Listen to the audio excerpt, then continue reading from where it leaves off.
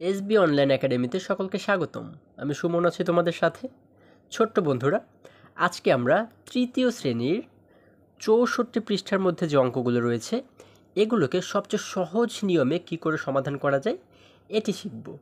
চলো তাহলে শুরু করা যাক। আমরা যদি ৬৪ পৃষ্ঠার একদম উপরে লক্ষ্য করি, দেখো এখানে কিন্তু আমরা একটি প্রশ্ন দেখতে পাচ্ছি। এখানে বলা হয়েছে ২০টি কলা আছে, যদি তুমি প্রত্যেক শিশুকে ৫টি করে কলা দাও, কতজন শিশু কলাগুলো পেতে পারে? আমাদেরকে বলা হয়েছে কি, আমরা একটু প্রশ্নটাকে বোঝার চেষ্টা করি সুন্দরভাবে। আমাদের বলা হয়েছে যে মোট ২০টি কলা আছে।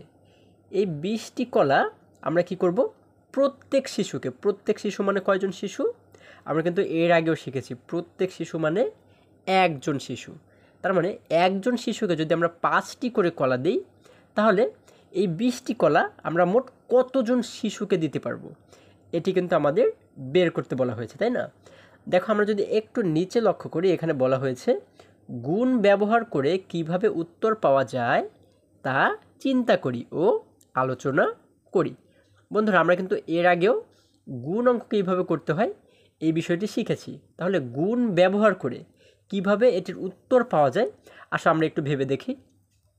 আচ্ছা দেখো, এটি বোঝার জন্য আমাদের নিচে কিন্তু একটি উদাহরণ দেয়া রয়েছে। দেখো আমরা যদি নিচে লক্ষ্য করি, এখানে ১ নম্বরে বলা হয়েছে ৫টি কলা একজন শিশুকে দিলে। আচ্ছা, 5টি কলা যদি আমরা একজন শিশুকে দেই, দেখো এখানে কিন্তু কয়েকটা ঘর আমরা দেখতে পাচ্ছি, তাই না? কয়েকটি ঘর করা আছে।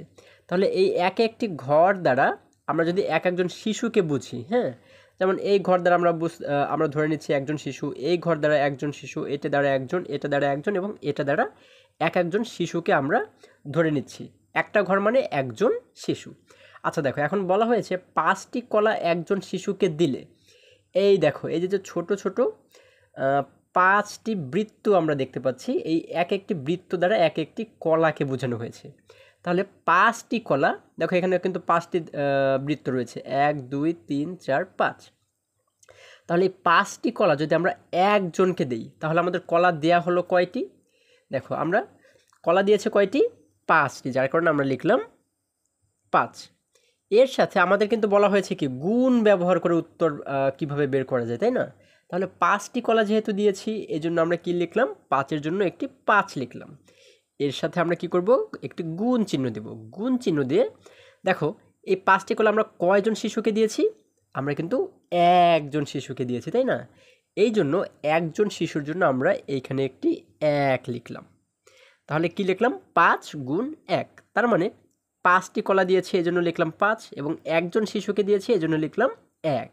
এখন এই 5 এবং 1কে যদি আমরা গুণ করি তাহলে কত হয়? আমরা কি জানি? 5 1 5।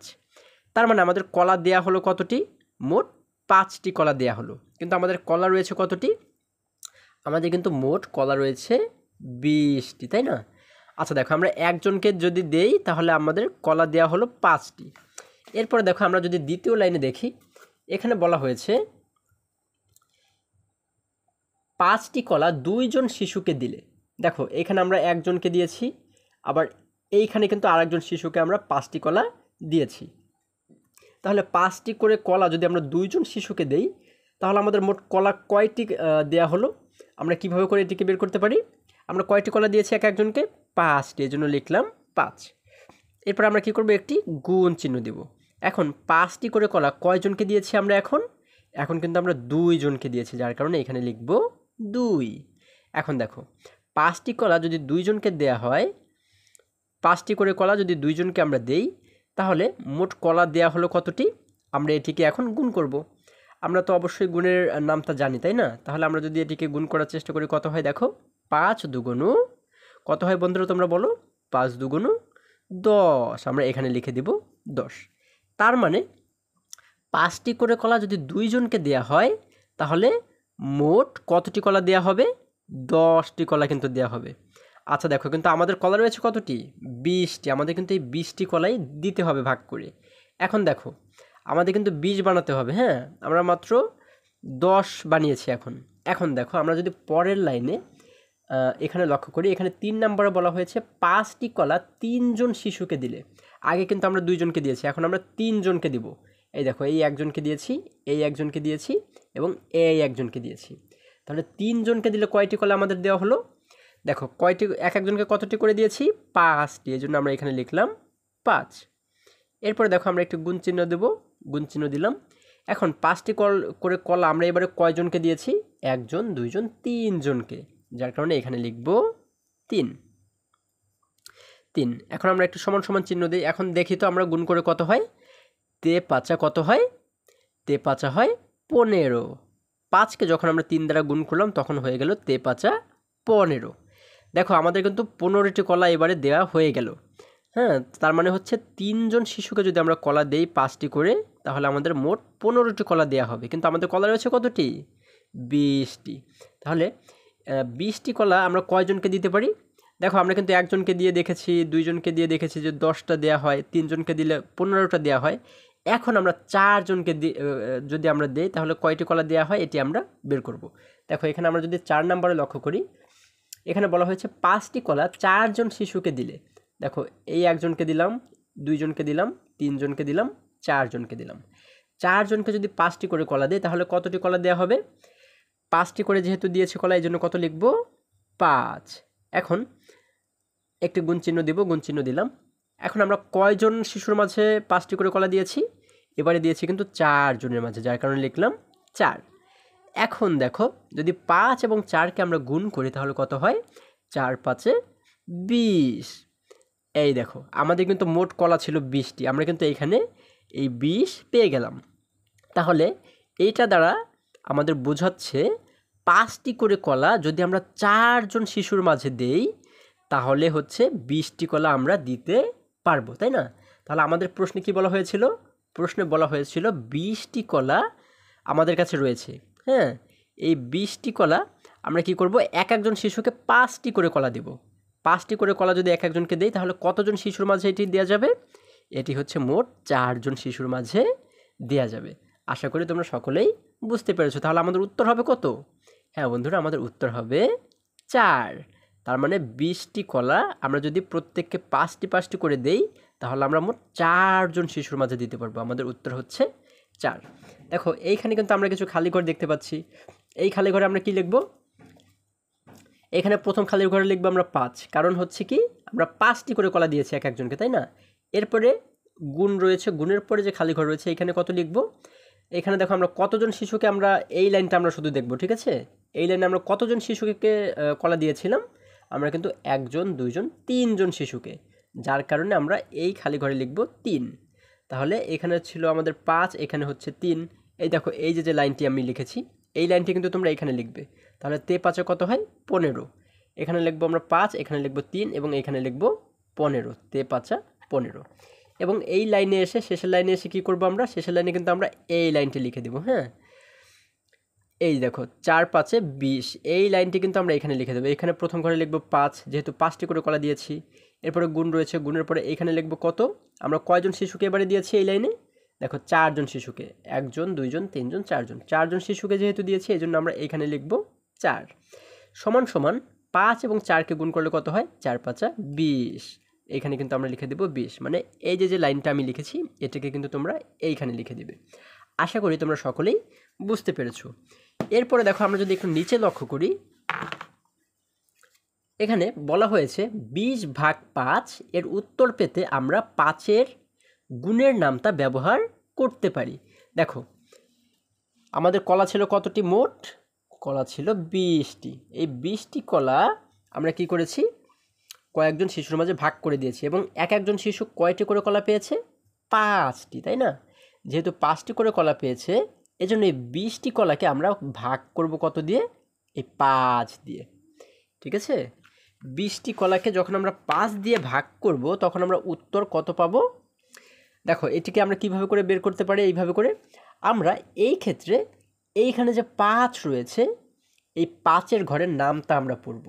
ঠিক আছে, 5-এর ঘরের নামটা পড়তে পড়তে আমরা 20 পর্যন্ত গিয়ে থামবো। এখানে যেহেতু 20 রয়েছে প্রথমে, যার কারণে 20 পর্যন্ত গিয়ে কিন্তু আমরা থামবো। তাহলে দেখো আমরা শুরু করি, 5-এর ঘরের নামটা পড়ি। আমার সাথে সাথে তোমরা পড়ো। 5 1 5, 5 2 10, 3 5 15, 4 5 20। এই দেখো 20 কিন্তু আমরা পেয়ে গিয়েছি। তাহলে কয় পাঁচা 20 বললাম আমরা? 4 পাঁচা 20, তাই না? 4 পাঁচা 20, যেহেতু 4 পাঁচা 20, যার কারণে আমরা এই 4কে লিখবো এইখানে। হ্যাঁ, এই দেখো এখন কিন্তু হয়ে গেল 4 পাঁচা 20। আশা করি তোমরা সকলেই বুঝতে পেরেছো। 5-এর ঘরের নামটা পড়তে পড়তে আমরা 20 পর্যন্ত গিয়ে যদি থামি, তাহলে আমরা কীভাবে বলবো এটিকে? 4 পাঁচা 20, তাই না? যার কারণে এই 4কে আমরা এখানে লিখে দেবো, অর্থাৎ এই 4 হচ্ছে উত্তর।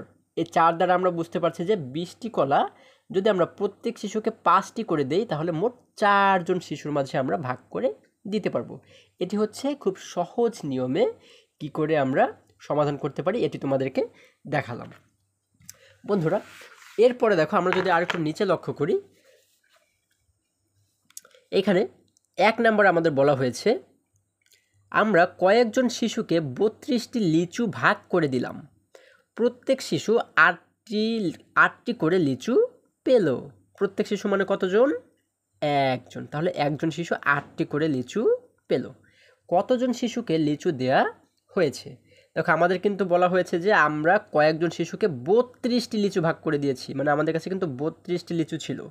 হ্যাঁ, এবং আমরা প্রত্যেক শিশুকে মানে একজন শিশুকে আমরা 8টি করে লিচু দিয়েছি। তাহলে আমরা কতজন শিশুকে লিচুগুলো দিতে পেরেছি বা কতজনকে দেয়া হয়েছে, এটা আমাদের বের করতে বলা হয়েছে। আমরা আগের অঙ্কটি যেভাবে করেছি এটিকে কিন্তু ঠিক সেইভাবেই আমরা সমাধান করতে পারি। দেখো এখানে কিন্তু একটি গাণিতিক বাক্য আমাদের দেওয়া রয়েছে, আমরা গাণিতিক বাক্যের মাধ্যমে এটাকে সমাধান করার চেষ্টা করি। হ্যাঁ, দেখো এখানে কি রয়েছে গাণিতিক বাক্য? এখানে রয়েছে গাণিতিক বাক্য, এখানে আমাদের দেওয়া রয়েছে 32 ভাগ 8 সমান সমান, এখানে কিন্তু একটি খালি ঘর আমরা দেখতে পাচ্ছি, তাই না? আচ্ছা, তাহলে দেখো এখানে আমাদের দেওয়া রয়েছে গাণিতিক বাক্য 32 ভাগ 8 সমান সমান খালি ঘর। তাহলে এই 32 দ্বারা কি বোঝানো হয়েছে? আমাদের কিন্তু 32টি লিচু ছিল, আমাদের বলা হয়েছে প্রশ্নে কি 32টি লিচু আমাদের ছিল, যার কারণে এখানে কিন্তু এই 32কে আমরা লিখেছি। এবং এই 32কে আমরা 8 দ্বারা কেন ভাগ করেছি? কারণ আমরা প্রশ্নে দেখেছি, আমাদের প্রশ্নে বলা হয়েছে যে একজন শিশুকে আমরা 8টি করে লিচু দিয়েছি, যার কারণে 32কে আমরা 8 দ্বারা ভাগ করেছি। হ্যাঁ, তাহলে 32কে 8 দ্বারা ভাগ করলে আমাদের উত্তর কত হবে? আমরা এটিকে কি করে বের করব বন্ধুরা? আমরা এই যে 8 রয়েছে, 8-এর ঘরের নামটা পড়ব। 8-এর ঘরের নামটা পড়তে পড়তে কত পর্যন্ত গিয়ে থামবো? হ্যাঁ, তোমরা ঠিকই ধরেছো, আমরা 32 পর্যন্ত গিয়ে কিন্তু থামবো। হ্যাঁ, আগের অঙ্কটার মতো। দেখো আমরা যদি 8-এর ঘরের নামটা পড়া শুরু করি, দেখো আমরা পড়ি একটু। 8 একে 8, 8 দুগুণ 16, 3 আডা 24, 4 আডা 32। আচ্ছা দেখো কয় আডা 32 পেলাম আমরা? 4 আডা 32 পেলাম, তাই না? তাহলে 4 আডা যেহেতু 32 পেলাম, যার কারণে এইখানে আমরা কত লিখব? 4 লিখব। তাহলে কিন্তু আমাদের উত্তর হয়ে গেল। আমরা কয় আডা 32 পেয়েছি? 4 আডা 32। দেখো 4 আটা 32, আমাদের কিন্তু উত্তর হয়ে গেল। তার মানে আমরা মোট কতজন শিশুকে এই লিচুগুলো ভাগ করে দিতে পারবো? মোট আমরা 4 জন শিশুকে লিচুগুলো ভাগ করে দিতে পারবো। এটি কিন্তু আমাদের উত্তর, এই 4 হচ্ছে আমাদের উত্তর। আশা করি সকলেই তোমরা বুঝতে পেরেছো। এরপরে আমরা যদি পরের অঙ্কে চলে যাই, দেখো এখানে 2 নম্বরে বলা হয়েছে একটি বিদ্যালয়ে শিক্ষার্থীদের পুরস্কারের জন্য 45টি খাতা আছে। যদি প্রত্যেক শিক্ষার্থীকে 5টি করে খাতা দেওয়া হয়, তবে কতজন শিক্ষার্থী পুরস্কার পাবে? আমাদের বলা হয়েছে, দেখো আমরা প্রশ্নটাকে আবার একটু বোঝার চেষ্টা করি। এখানে বলা হয়েছে যে একটি বিদ্যালয়ে শিক্ষার্থীদের পুরস্কারের জন্য 45টি খাতা আছে। হ্যাঁ, এই দেখো এই 45টি খাতা শিক্ষার্থীদেরকে পুরস্কার দেয়া হবে, ঠিক আছে? তাহলে প্রত্যেক শিক্ষার্থীকে মানে একজন শিক্ষার্থীকে যদি 5টি করে খাতা দেওয়া হয়, একজন শিক্ষার্থী কতটি করে খাতা পাবে? 5টি করে খাতা পাবে। তাহলে মোট কতজন শিক্ষার্থীকে পুরস্কার দেয়া যাবে বা কতজন শিক্ষার্থী পুরস্কার পাবে? তা আমরা কি করব? আমরা কিন্তু আগের অঙ্কগুলোর মতোই ঠিক একই রকমভাবে এটিকে সমাধান করব। দেখো আমরা যদি এদিকে যেহেতু আমাদের 1 নম্বরে গাণিতিক বাক্যের মাধ্যমে দেখানো হয়েছে সমাধানটা, আমরা 2 নম্বরেও গাণিতিক বাক্যের মাধ্যমেই সমাধানটা করার চেষ্টা করি। ঠিক আছে, দেখো তাহলে আমরা গাণিতিক বাক্য কি লিখব? আমরা লিখব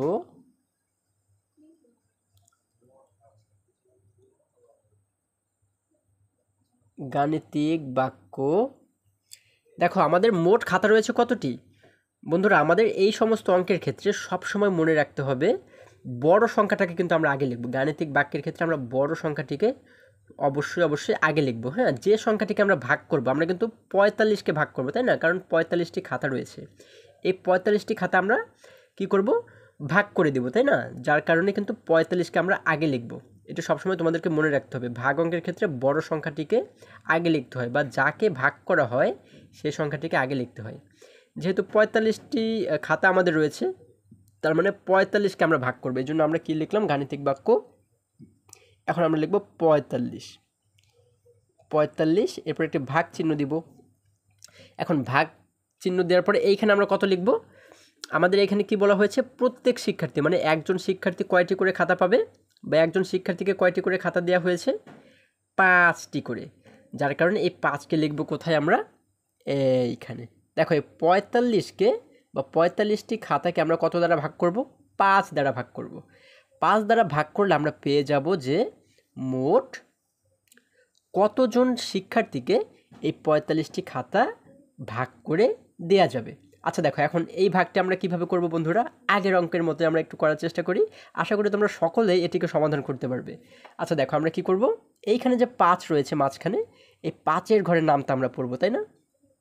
5-এর ঘরের নামটা পড়তে পড়তে আমরা কত পর্যন্ত গিয়ে থামবো? হ্যাঁ, আমরা 45 পর্যন্ত গিয়ে থামবো।